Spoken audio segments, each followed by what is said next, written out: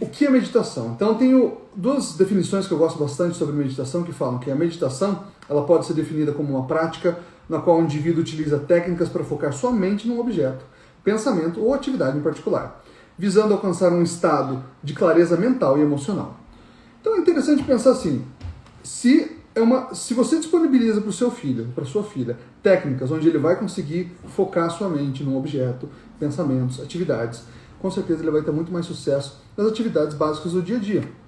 As crianças que têm dificuldade para focar em uma atividade na escola, as crianças que têm dificuldade a focar em um determinado tipo de situação que eles precisam ter um pouco mais de atenção, vão conseguir ter maior atenção ao ter uma prática constante de meditação.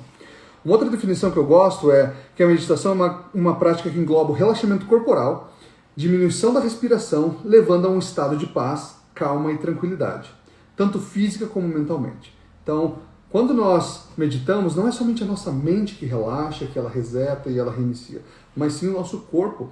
Como nós sabemos, mente e corpo são totalmente ligados.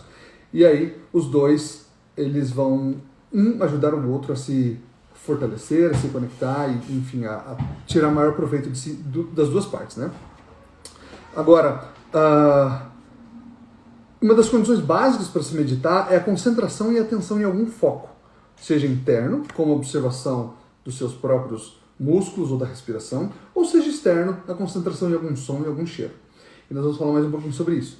Que a meditação, ela é uma prática que pode ser induzida por um facilitador, por exemplo, uma meditação guiada, onde você escuta alguém te dando algumas ideias para você trilhar algum caminho de pensamento, alguém que te ajuda a se concentrar, te fazendo sempre voltar a lembrar sobre o foco principal daquela meditação. Nós temos algumas meditações com alguns temas específicos, e essas são meditações com facilitador, ou alguns tipos de meditação, né, que focam somente na respiração, onde você fica... Pode ser um facilitador te lembrando para respirar, ou você mesmo trabalhando a sua respiração, e você pode ter um tipo de meditação onde você só se guia por um tipo de som ou música, né? Bom, agora algumas coisas interessantes. O que se deve fazer durante a meditação, né? Como uma meditação funciona. Então a mente deve observar os pensamentos, procurando não segui-los nem gerar emoções com eles. Então, os pensamentos eles vão passar pela nossa cabeça. Você tem que buscar ser imparcial, observar os pensamentos do jeito que eles aparecem, mas as práticas de meditação do Oriente, elas enfatizam que a meditação é um processo que visa unir a mente e o corpo e a alma do indivíduo. E necessariamente as meditações orientais, elas geralmente, né, elas têm um viés muito mais religioso, e as que nós temos praticado aqui no Ocidente, hoje em dia chamadas mais de mindfulness, né, elas têm um propósito muito mais de trabalhar esse desapego das coisas e um controle da mente, um direcionamento para a mente. Continuando a falar um pouquinho sobre o que é a meditação, né? Então, a palavra meditar, ela tem uma raiz latina, que vem da palavra meditatum, que significa ponderar. Então, o significado mais comum que vemos é o que vem do latim meditare, que significa estar em seu centro, voltar-se para o seu centro.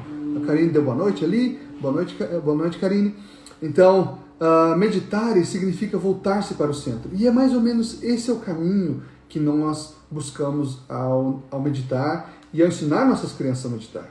Onde nós sempre falamos sobre equilíbrio, né, e estar centrado nas coisas. Então, quando você consegue, né, colocar os seus pensamentos no centro, né, como o guia para a sua vida, você consegue ter mais sucesso e mais prazer nas coisas do dia a dia. Agora, nós falamos um pouquinho sobre o que é meditação e vamos falar um pouquinho sobre o que não é meditar.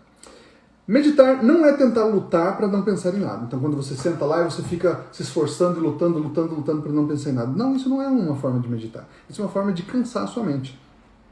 E uma coisa interessante é pensar que é quase impossível não pensar em nada. Se eu te disser agora, não pense em nada, é bem possível que você vai pensar em muitas coisas. Se eu disser, não pense em um elefante, a primeira imagem, que é bem provável que venha na sua cabeça, é um elefante. Por quê? Porque nossa mente ela funciona fortemente guiada por sugestões ou direcionamentos. Ou, no caso, não sugestões, que é o caso não pense em nada. Ou não pense nisso, não pense naquilo. Então, nossa mente ela é grandemente guiada por tipos de sugestões. E aí, se nós não temos um direcionamento claro, se nós pensamos que ao entrar numa meditação você não tem que pensar em nada, a sua mente não vai conseguir se livrar disso. Agora, tem um pensamento bem interessante que eu gosto, que é, tanto para pensamentos bons quanto para pensamentos ruins, um pensamento durante uma meditação. Um pensamento é como um passarinho. Ele pode vir e pode pousar na sua cabeça. Talvez você não pode impedir que ele venha e pouse se você não está prestando atenção de onde ele vem. Mas você pode impedir que ele faça um ninho e tome morada na sua cabeça. Então, na meditação, nós vamos falar mais um pouco sobre isso, a importância de você conseguir controlar e direcionar os seus pensamentos vai fazer com que a sua mente ela não trabalhe num momento de fuga, mas sim que ela trabalhe num momento de limpeza, constância e autoconexão. Uma outra coisa interessante que meditar não é focar somente em um pensamento também, pois o objetivo não é a gente manter a mente fixa em apenas uma coisa, mas sim permitir que ela possa fluir para onde no começo ela vai te guiar e talvez no início a sua mente vai te guiando para alguns pensamentos, talvez você vai esbarrar com alguns pensamentos bons, vai esbarrar com alguns pensamentos que não são tão interessantes, mas todos eles são pensamentos que nós precisamos em determinado momento da nossa vida pensar. Como crianças, né, as crianças têm que pensar nas atividades do dia a dia delas, elas têm que pensar na matemática, elas têm que pensar na língua portuguesa. Como adultos, nós temos que pensar nas contas, nós temos que pensar nos problemas da família, nas soluções para esses problemas. Então, eu gostaria, né, de lembrar que não é só ficar fixo em um pensamento. E isso, ficar fixo em um pensamento, nós vamos falar mais um pouquinho sobre isso, é o que nos leva a situações como a depressão e a ansiedade. Não é uma fuga da realidade do mundo, apesar de que pode funcionar como um momento de desconexão com o seu ambiente, quando você senta e você medita. Mas ela pode funcionar como um momento de recarga, um momento de reset, onde você acaba se encontrando consigo mesmo, não fugindo dos problemas, não fugindo das coisas do mundo.